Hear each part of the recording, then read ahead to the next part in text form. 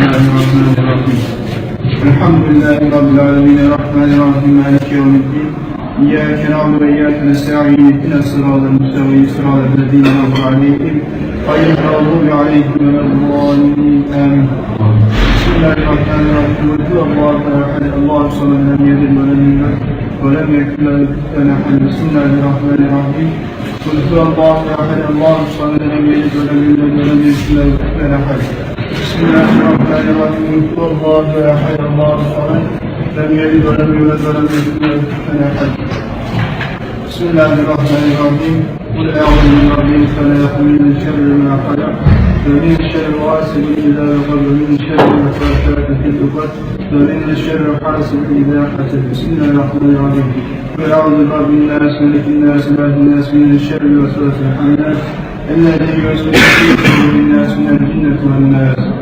بسم الله الرحمن الرحيم لا حول ولا قوة إلا بالله العلي العظيم لا حول ولا قوة إلا بالله العلي العظيم لا حول ولا قوة إلا بالله العلي العظيم. Ya Rabbi, bütün okumuş olduğumuz surelerin hatırına sığınırız.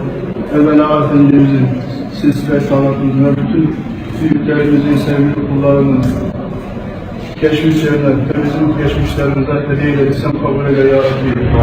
Ya Rabbi, bu memleketin her bir karış toprağında senin dinin kitabını bulanında canını, malını, kanını feda etmiş binlerce şehit şühedanın, binlerce ehlullahın, evliyaullahın bil hasta, Habibin ashabından birçok ashab-ı kiram efendilerimizin mefhum olduğu bu memlekette dini mübin, celil İslam, ilahiyen mülkiyan daim koy, dini kitabını, senin hükmandan açın etme Ya Rabbi. Sen bizleri doğrulardan ayırma Ya Rabbi. Sen bizleri zalimen karşı uzaklar eyle Ya Rabbi.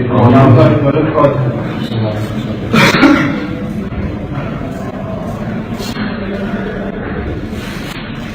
Allah razı olsun. Hadi, Gazi başlasın.